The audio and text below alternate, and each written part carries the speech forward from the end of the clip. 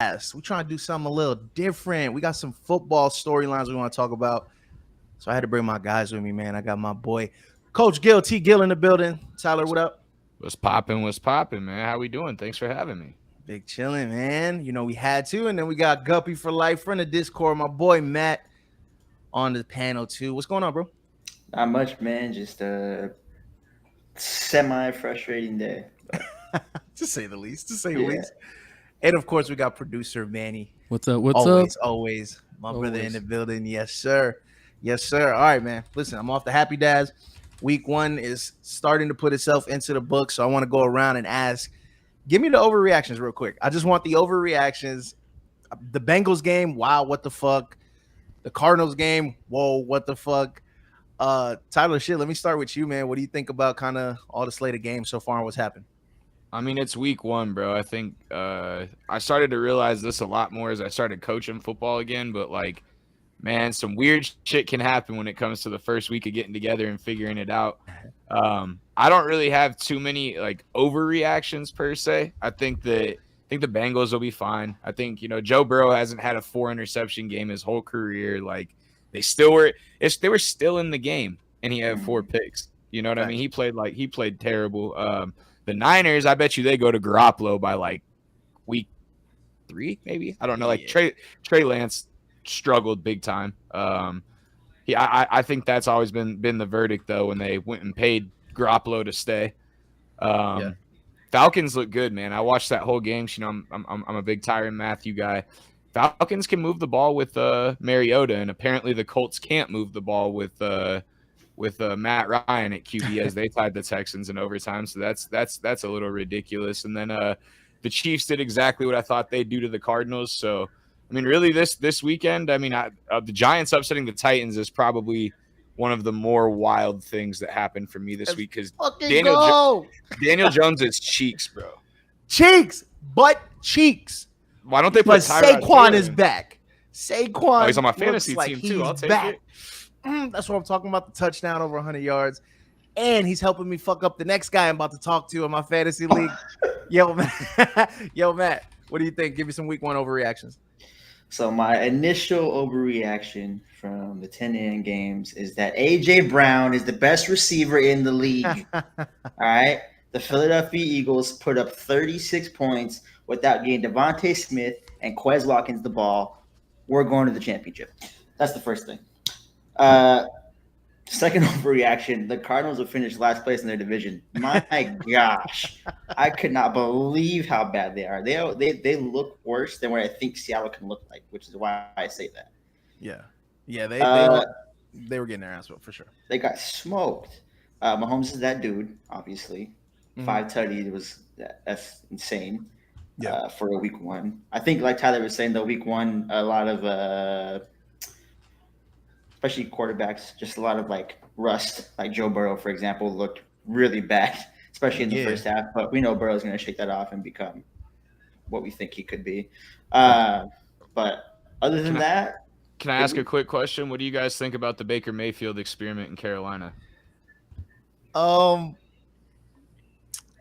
I don't know if I can judge that until like I feel like McCaffrey is back being McCaffrey, and he was like kind of McCaffrey. He got a touchdown, he had some rushing yards, he had some receiving yards, but he's not like that was not Christian McCaffrey. Yeah, exactly.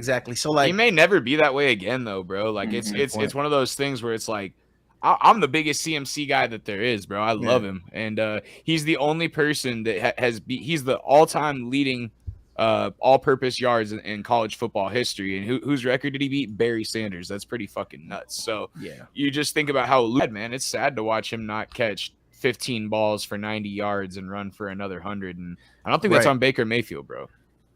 You said you don't think it's on Baker? I don't know. No. I'm not saying it's on Baker, but like it's going to affect the way he plays. I mean, it was such a Baker Mayfield thing to happen that the Browns win in that way. It wasn't the first week 1 win since like 2004 or something nuts. That sucks, bro. That sucks. Yeah, I think Baker. My only thing with Baker that I feel like I understand the McCaffrey thing and everything. Not his fault. In a sense, every time we've seen Baker have playmakers, he just doesn't use arms. He had to do dink and dunks, but like Baker just doesn't. I feel like Baker always has this thing where it's like, oh, I got to be the guy showing that I can do what Aaron Rodgers can do, which is take nobodies and make them into somebodies. When he has people on his team that can do things, just give him the ball. Yeah. I mean, I think that if you're hit, then people will give account for, especially when you need to be able to get the ball off quick. It helps their offense the way they flow. I don't know why I always have Baker Mayfield's back, but I have his back again, and I think that it's a tough. He's in a tough spot, man. I mean, the Panthers don't really have great receivers. As much as Robbie Anderson and DJ Moore are there, I don't look at either of them as a true possession type number one receiver you can go to when you're in trouble. You need things to be going your way. You need them to be able to create space, and that calls for, like Weasel just said, it calls for McCaffrey to be in the game as well. So, I don't know if you'll necessarily see a great Baker this year, but I don't think it's going to have everything to do with him. I bet, and that'll be the argument from people going across the board, but I'm not all the way out on Baker yet. Fair. So from pretty down what the fuck too. Week 1, of course, it's week 1 overreactions. But who do you think right now is kind of primed to be more MVP candidate? Is it looking like Pat Mahomes? Is it looking like Josh Allen? Or do you have another name that you want to throw in there? Let's go with Matt first. Yeah, between the two of them, I think Pat Mahomes. I think they both played a really poor defense that is worse than we all initially thought was going to be, especially the Rams. Yeah. Out of those, he made it look easy. Was the thing, like it looked like he wasn't. He threw his 4th touchdown, put the number 4 to the camera, and sat down like nothing happened. So I mean, Josh Allen did that against the defending Super Bowl champs. He made Jalen Ramsey look like a damn joke, but he also threw 2 picks. So there was a lot of other things that went his way. Dark horse I got for MVP, I'm gonna throw it out there right now. Devontae Adams, man, 10 receptions, 141 yards, and a touchdown. They still took a loss. Devontae Adams, the football. I like Devontae Adams as a dark horse to go ahead and sneak up there for the MVP. I don't know what the plus is on that if anyone got the betting app out, but that's got to be a decent one. Or the guy throwing him the football, but he's got to win football games for that. You usually got to win football games to be a quarterback. And could I throw another name out there? Jamar Chase? I wasn't gonna go Jamar Chase, but I was gonna go receiver Justin Jefferson. I mean, Cooper Kupp too. Fuck, I guess Cooper there's a lot Kupp, of them. Yeah, Cooper Kupp could potentially, but like Justin Jefferson, I don't necessarily think maybe MVP, but I mean, offensive player of the year for sure. Yeah. Like, wow, you know what I'm saying? 2 touchdowns. I forget how many fucking yards. Thank God he's on my fantasy team. He's helping me whoop Matt's ass this week so far. And I'm not mad at him. Gritty all day. Jesus, Niners. Hey, we'll see week 2. We still got a whole nother week to process all this information, but I am curious to see how it affects all the betting lines for the futures and things like that. Yeah. Another thing I wanted to kind of discuss, I guess, when it comes to placing our picks, right? Let's PrayParlay. We're a betting channel. That's what we do. I did a lot of research for the AM games, and I had a lot. I forget how many. I think I went something like 15 or 14 in terms of props. Now, they were combined over different parlays and stuff like that. And the only reason why I didn't clean sweep this morning is because T. Higgins, hope all is well, got concussed in the first quarter. I had him for an alt of 50 yards, and Mans put up 27 and then got concussed. That would have made me a clean, your money line spreads, your populars. Are you trusting more gut and just what you see, or how much research are you doing? Coach Gill, I want to ask you first. Man, to be honest with you, bro, this is a question I've been asked this in a roundabout way for a long time. Anybody who knows me knows I've been sports betting for a long time. Just makes it a little more convenient now that it's in Arizona. And the thing I can say about this is it's very similar to stocks, man. I don't know if anybody's ever played in the stock game, but when you're having a rough time trying to get momentum or trying to figure out what you're doing, you start reading stuff and check weather. You always want to know opponents. You always want to know things they're going against. So I'll go and look for some of that. But at the end of the day, I'm going with my gut. I'm going with what feels good in the moment when I'm lining up. Maybe I put a couple of things together because it feels good, and then I can just go do a double check real quick just to see, is there anything I'm missing here? You know what I mean? Like, should this not be in my ticket? But I try not to go read analysts. I don't think there's no such thing to me as a handicapper. You're not going to all of a sudden pay $500 a month and get these great picks that are going to make you rich. Don't fall for it. So I'm going with my gut. Fuck the capper. I'm the capper. Talk your shit. Matt, what you think about that? So I haven't been to sports betting that long. I would say beginning of the basketball season last year. So not December at 5 p.m. Right. I get it. I understand those things. I'm more of a hunch guy, and then I do a hunch, see if it makes sense or not. I try not to go like above the plus 2,000 range, just because it gets a little more like, okay, you're just chalking for a Hail Mary now at this point. But I do a little research. I think I'm a big hunch guy versus anything else. I also too believe, like Tyler, that for some picks, you lost me there. So we got a quick question right now from YouTube.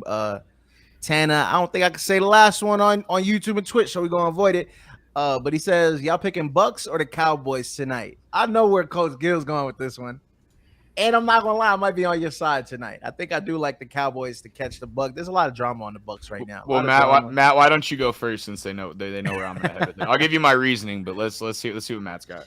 So as the Eagles fan, this one conflicts me for two reasons. One is Tom Brady. Two, I'm an Eagles fan. I think the Cowboys are coming off a really good season outside of the playoff non-success they had. I think he's going to try and prove a point this season as well. I think Dallas wins it, but if they do win it, it's my 3 points or a little over that, but close game overall. For sure. Man, I would love to tell you that I think, like, my gut feeling is I feel like Dallas is going to pull it out. I hardly get to a Sunday where I think the Cowboys are going to lose. I don't know. Question marks on Tom Brady and where he's at with his headspace going into this season and into this week. So I think that'll be interesting to see. But if you know the Cowboys, you know that they've had a lot of offensive line struggles throughout camp getting into the season. They don't have the healthiest O-line. For him to have a decent night, Dalton Schultz, a lot of dump passes to Tony Pollard and Zeke to kind of get Dak going. End of the day, though, the Cowboys secondary to me is gonna be the make or break here. You know, can Trayvon Diggs repeat what he did last year? Can he make a big play, or is he gonna get burnt? Because we know Trayvon Diggs gets burnt, but if he can make up for the time that he gets burnt with an interception or get the ball back for the Cowboys, I think they have a shot tonight. So it's really going to come down to a turnover battle and then just getting the pieces involved that we have. This can't just be CeeDee Lamb. This can't just be Zeke. This can't just be Dak trying to run away. The line's got to play their part. And but you know, last year to open the season, we went to Tampa and we gave Tom Brady the ball back with 1 minute and 30 seconds left. If we would have shaved maybe 30 more seconds off that clock, Cowboys would have been in a different spot. So my pick is the Cowboys, but a lot of things got to go their way, as I just said. Facts. I think, great points on Diggs, right? He's not like the consistent playmaker, but he's a big playmaker. Great points on it being a total team effort offensively. The one thing I think it's like, but is he Tom Brady that's like just retired, came back, wife is breaking up with him, not mentally there? Or is he Tom Brady like, I'm on the field now, it all doesn't matter, this is my therapy, and he just goes fucking crazy? It's up to Tom Brady, in my opinion. That's personally what I think. I don't know how y'all feel about Tom Brady tonight. Yeah, Brady. I think Brady's gonna. I understand it's hard to like forget the at home stuff, right? I do think I think to Tyler's point, you know, Dallas has a lot of their own getting out of the way they have to do tonight, especially the secondary. I think Diggs last year a little overrated in just coverage. Period. Great playmaker. He makes great interceptions. He has a great ball hawking ability. I do think he's not the great cover corner they're making him out to be. I don't think he's ever going to be that guy. He's good. Dallas kind of making their own bed and laying it, however the chips may fall. Big facts. All right, so real quick, let's recap some bets. What did y'all place? I know producer Manny hit a NASCAR bet today. Shout out producer Manny. How much? What was the odds on that one, Manny? I don't remember, but I bet 20, and in NASCAR you can't do parlays.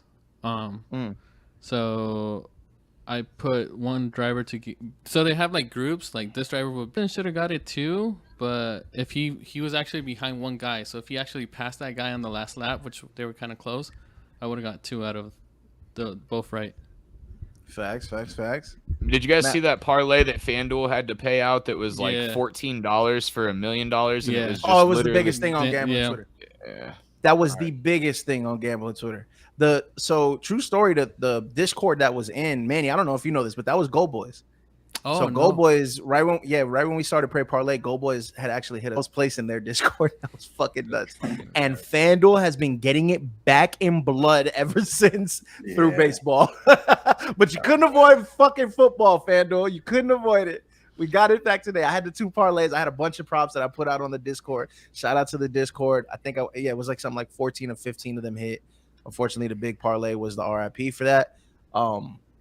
I got back to where I was at the beginning of the weekend before I lost all my money from Thursday when Dawson for shit. Alabama, like what the fuck? Nah, you know bro, you gotta stay stay away from the sticky games, bro. I had the over in the Army and UTSA game, which was like 55. I think they scored like 80.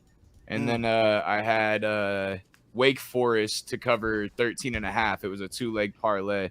I probably put more on it than I should have, but that kind of capped me out for the day. And then I did all right at UFC yesterday, and I'm down about 200. I've got $100 to win 2,100. It's Chris Godwin over 37.5 yards, Ezekiel Elliott over 12.5 rushing attempts, Tony Pollard over 20.5 receiving yards, Zeke Elliott over 19.5 receiving yards, and Dak Prescott to throw 2 touchdowns. So I don't think that sounds too crazy. I mean, it's going to depend on how the game flows, but I just expect the Cowboys to have a lot of short game out of the backfield with Pollard and Elliott. So if you are throwing a parlay in the tight end to get involved, that's going to open up the linebackers, not on the running backs. I like Pollard and Zeke to catch some balls out of the backfield tonight.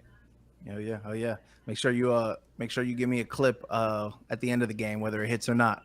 Put up the bet, send me the screenshot, and then give me the clip, bro. Hey, we're gonna have to show them. We're gonna have to show them the FU Kansas video. Oh, fuck you, Kansas! Damn it! Yeah, we'll have to get to that. Good time. That was before gambling was legal in Arizona. Me and Weasel were in Las Vegas together, and I almost got backdoored by Kansas, so I'm sitting there watching Coastal Carolina play. They ended up winning anyways. But bro, you know what? I feel like what would be amazing, and hopefully we clip this and put it out, and because I know there's a bunch of people in the Discord. We need like a guys betting Vegas trip where it's just like load up a Sprinter or a bus. Let's go. We're going to Vegas with the intent of we're being degenerates the whole weekend, and we're putting some money up, and we're day what drinking. Else we going for? You know what I'm saying? And that's what we do. Exactly. What else are we going to Vegas for? Matt, you got any plays tonight real quick before we end it? With you. I made back on Saturday in college. Nice. And then gave it all back today before this game. Now I'm thinking about doing like a one-time like first TD between Zeke and Mike Evans for a plus 500.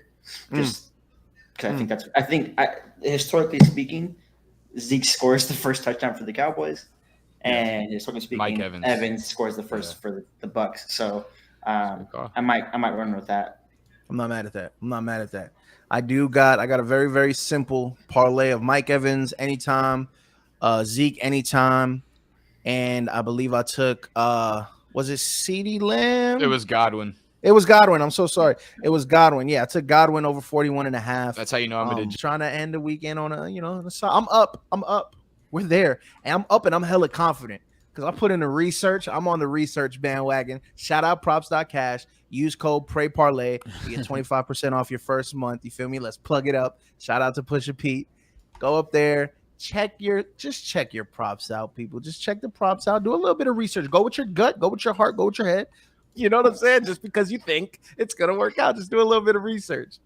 But shit, fellas, any last words before we end this? The Cowboys game's getting ready to come on. I got to let Coach Gill go, and I got to go check this parlay out.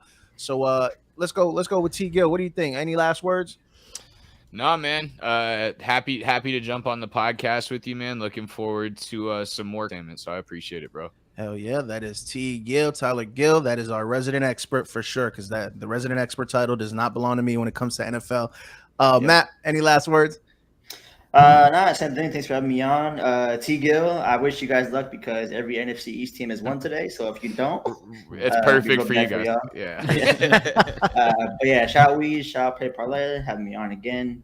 Second time within a week span. Appreciate it. Happy to be a part of it. So Nice. Yes, sir. We expanding the roster. Producer Manny, anything last words you got to say? Oh no, man. I'm just I didn't mention, but today we had like a really underdog win today's NASCAR really legitimately. It's like his first legit win, and its odds were plus like 2,500. So I don't know the difference between Dale Earnhardt Jr., Senior. You can put them all. I don't know. Put them all next to me. I don't know who the hell. I will. Tyler, you're not in the Discord? I think I am, bro. I just the notification You things. gotta- I got yeah, so yeah. many apps, bro, and then it's just remembering to go check it out. And, Yeah, it's just like a program thing. I'll You have just to. gotta- I'll have to every get in so my people. I looked the other day, bro. People still use my Honest Hustler Discord all the time. I'm never Fire. active in there, so I want to try to get them all over to this one. And I mean, it's Let's only about merge it. Yeah, it's only about 100 people, but I mean, it's still active let's people. merge it, bro. We'll give you a channel in there if you want. You know what I'm saying? You give me Hell yeah. give me a channel, post your slips and shit like that. Shout out to the Discord as always, the PrayParlay Discord, 1,400 strong. We keep teeter tottering around there. We go down 5 y'all for taking part. This is something that we're looking to continue doing, right? So we need some feedback from the audience when you watch this. We're expanding, baby. It's Team Pray Parlay. It's Team Pray fucking Parlay. We done hit some fucking parlays. Football's back. NBA is T-minus like 4.5, 5 weeks, and that's what I'm really waiting on. So I think what we might have to dub this, producer Manny, I'm putting you on the spot. This is the official Pray Parlay NFL show featuring Coach Ty. Talk some shit during NBA season for sure. So let me let y'all get to this PM game. We got our picks in. We will see y'all Thursday potentially for a live stream again, and then we'll see you potentially next Saturday, Sunday when we do